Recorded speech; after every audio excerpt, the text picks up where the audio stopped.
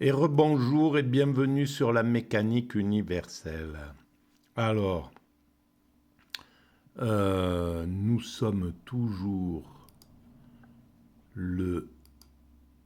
Hop, on va fermer ça. Le 4 janvier 2023. Et je reviens un petit peu, voilà, comme je me balade à travers tous ces ouvrages, là, Bim Bam Boum, qui sont là. Voilà, je reviens et tout ce bazar qui se promène sur ma table de travail. Euh, je reviens sur Nietzsche, le crépuscule des idoles. Voilà, on va continuer un petit peu cette avancée à l'intérieur de cet ouvrage. Nietzsche est extrêmement fécond pour moi, pour stimuler mon esprit critique. Je suis parfois pas d'accord, et même assez souvent avec lui sur certains plans. Et c'est un émulateur incroyable. Je pense il a servi dans les deux sens d'ailleurs. Ceux qui,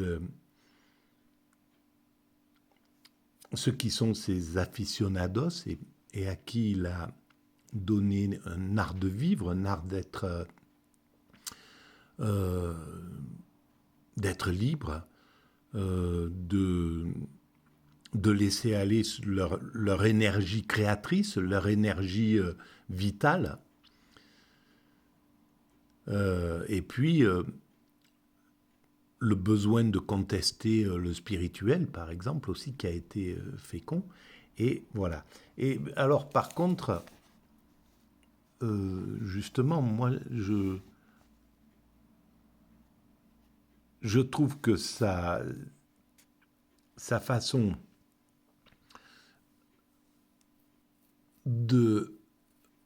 d'analyser l'évolution de l'humanité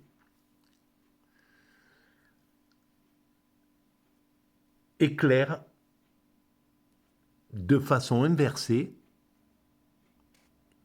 le chemin que parcourt l'humanité et la direction dans laquelle, irrépressiblement,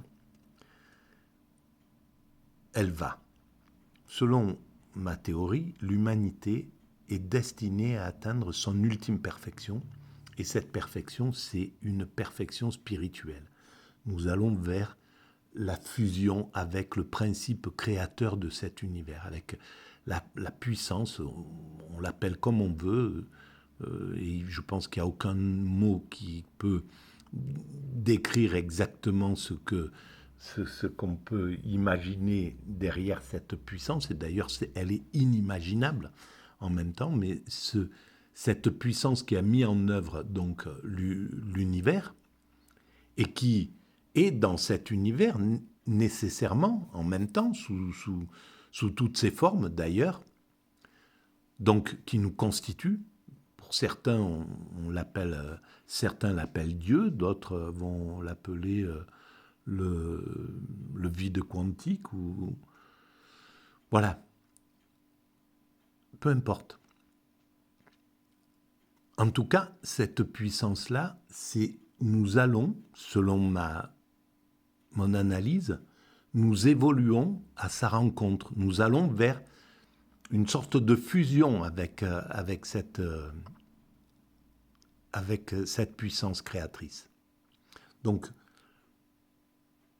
je rejoins les grandes religions qui disent que nous allons vers la fusion avec le divin, d'une certaine façon. Voilà. C'est l'idée de l'Apocalypse, à mon sens. C'est un petit peu cette idée-là. Et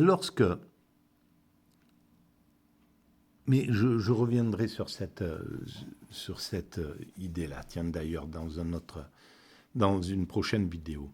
Quelque chose qui vient de me sauter à l'esprit et qu'évidemment, vous ne pouvez pas voir puisque ça reste dans mon esprit et que je ne l'ai pas exprimé. Mais je l'ai vu traverser.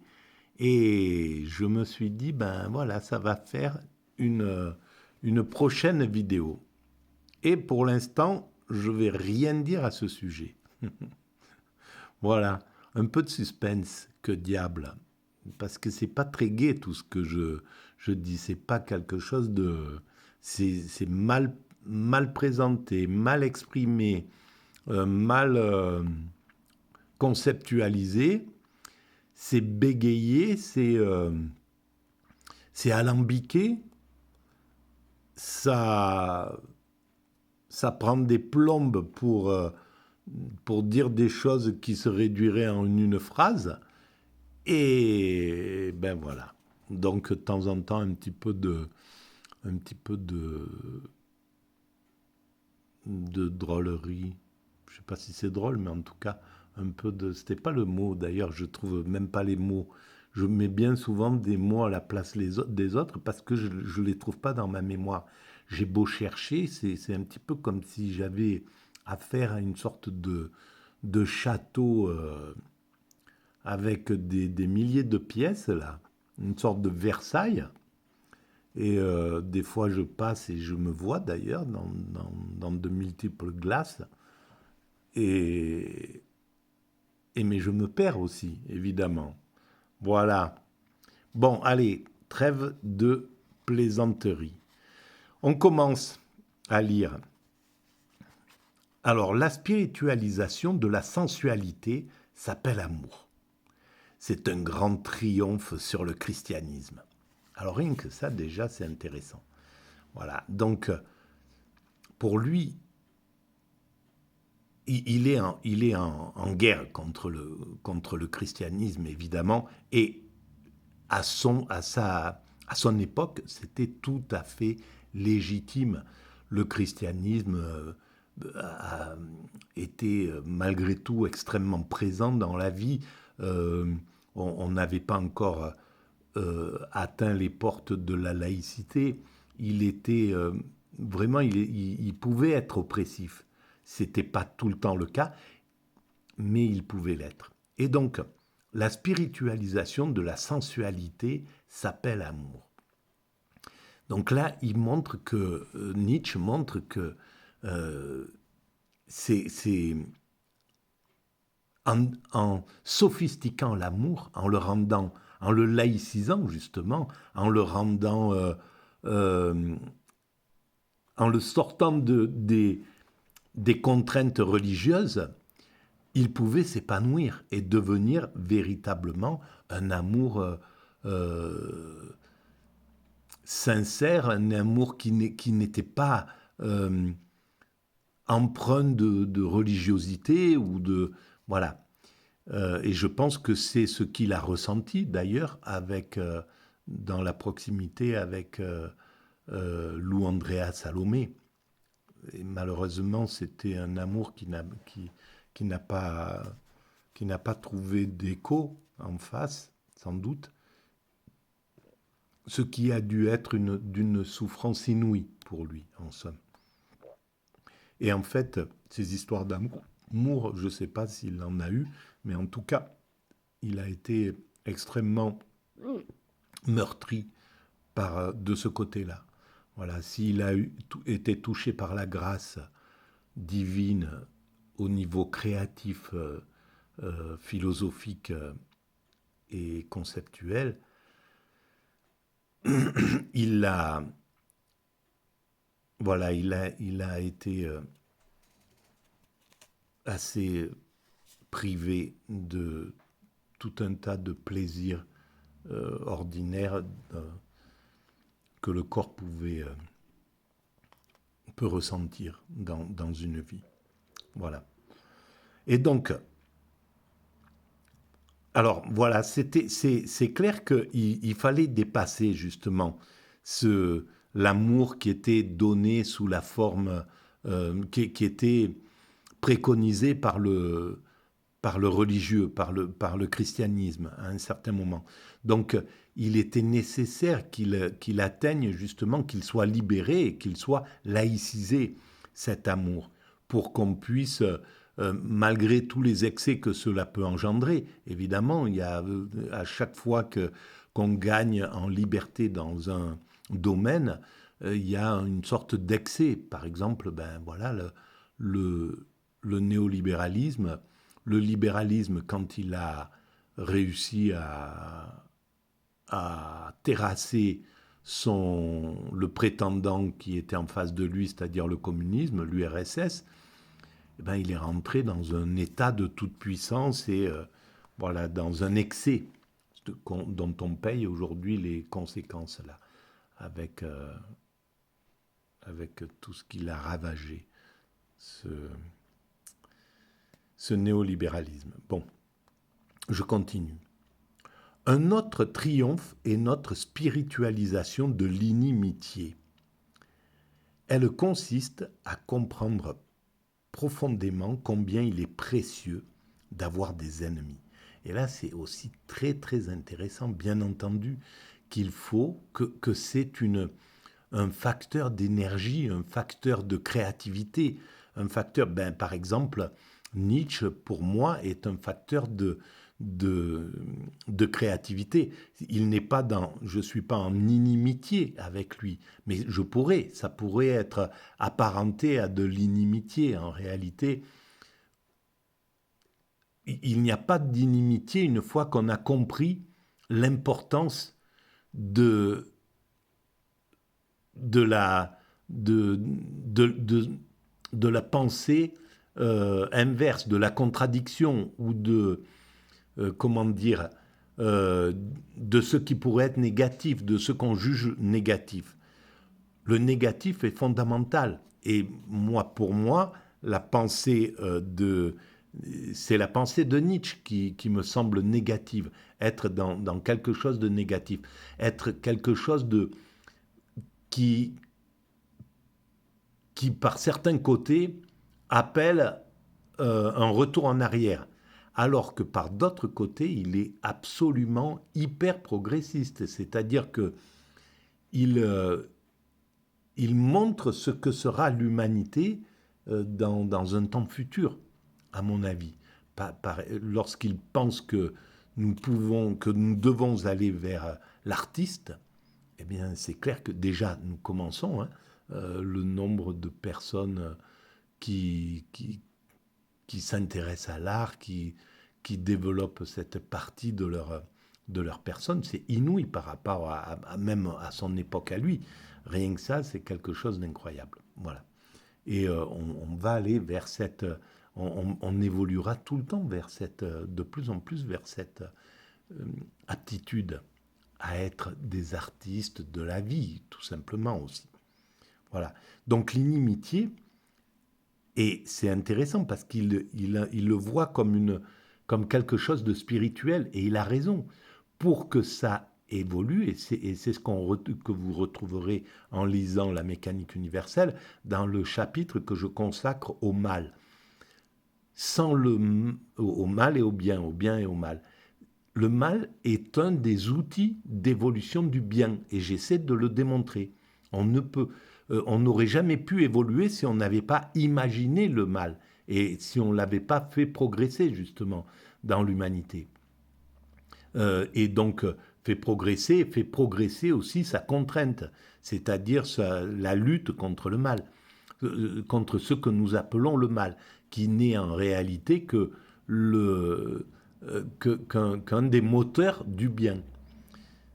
Et donc là, c'est la même chose. L'inimitié, avoir l'ennemi, en somme, ça fait partie des moteurs de l'évolution humaine, qu'il faudra dépasser, par contre. Et ça, Nietzsche, à l'époque, ne peut pas ne le voit pas. Ne voit pas que c'est le côté de l'ennemi, c'est un passage, c'est un moment de l'évolution de l'humanité. Et un moment qui est destiné à être dépassé. Et nous, pour aller vers une fraternité totale. Nous allons vers une fraternité totale. Mais pour aller vers cette fraternité totale, il faut être dans un moment, il faut passer par le moment de l'antagonisme, de l'agressivité, de la violence, de la guerre, etc. Et donc de l'inimitié. Donc, elle consiste à comprendre profondément combien il est précieux d'avoir des ennemis, Bref, à faire et à conclure le contraire de ce que l'on faisait et concluait auparavant. Et évidemment, l'Église luttait contre ça. Mais parce qu'il faut il faut accepter. C'est là toute la complexité et que n'aborde pas justement Nietzsche, malheureusement. La complexité consiste à dire que oui, il faut ce système ennemi, ce système antagoniste qui est un moteur de l'humanité. Le système même, voilà, la guerre telle qu'elle se présente. Seulement, il faut lutter contre pour en dévaluer tout le temps la puissance. C'est ce qu'a fait l'Église. C'est ce que font les grandes spiritualités depuis très longtemps. C'est ce que font la plupart des grandes philosophies. Lutter contre cette chose, comme s'il fallait que ça disparaisse. C'est une sorte de ruse de la raison. Et le problème de Nietzsche, c'est qu'il en valorise la présence. Et je pense qu'elle n'est pas à valoriser. On ne peut pas le valoriser. On ne peut pas le donner comme une valeur importante, comme une valeur.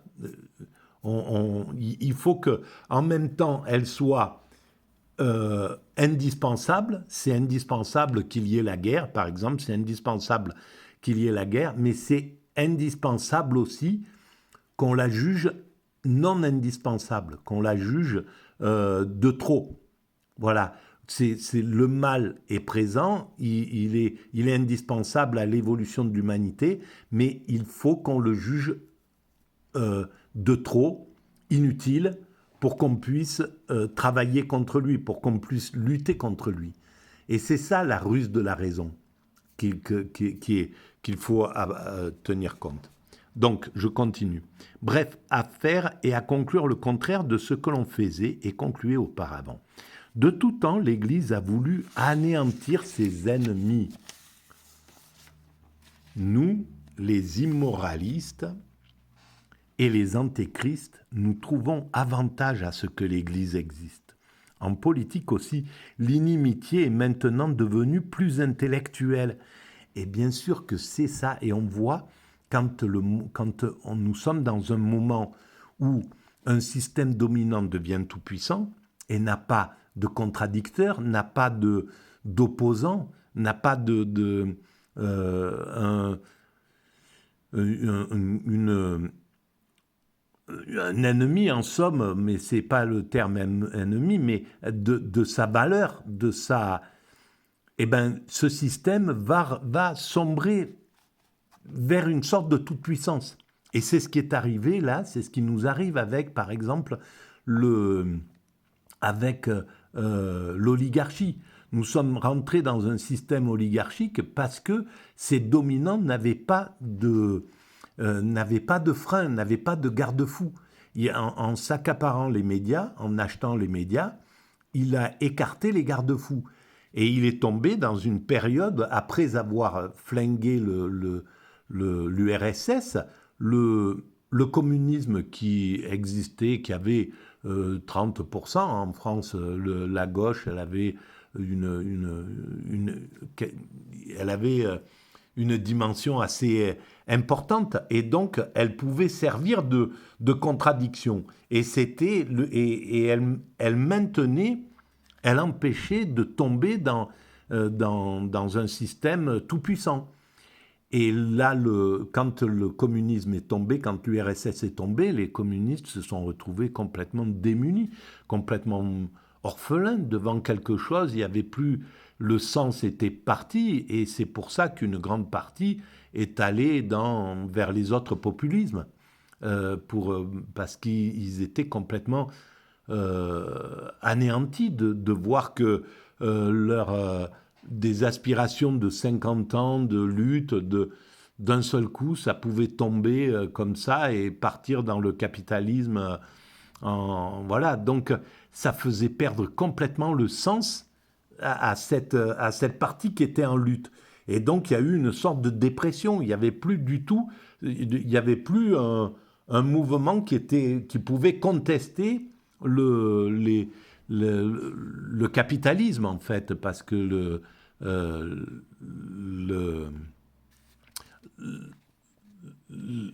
l'oligarchie, c'est du capitalisme pur, hein. Et donc, ce capitalisme est parti dans sa toute-puissance. Et donc, évidemment, Nietzsche a raison. En politique aussi, l'inimitié est maintenant devenue plus intellectuelle, beaucoup plus intelligente, beaucoup plus réfléchie, beaucoup plus modérée, parce qu'il y a une opposition.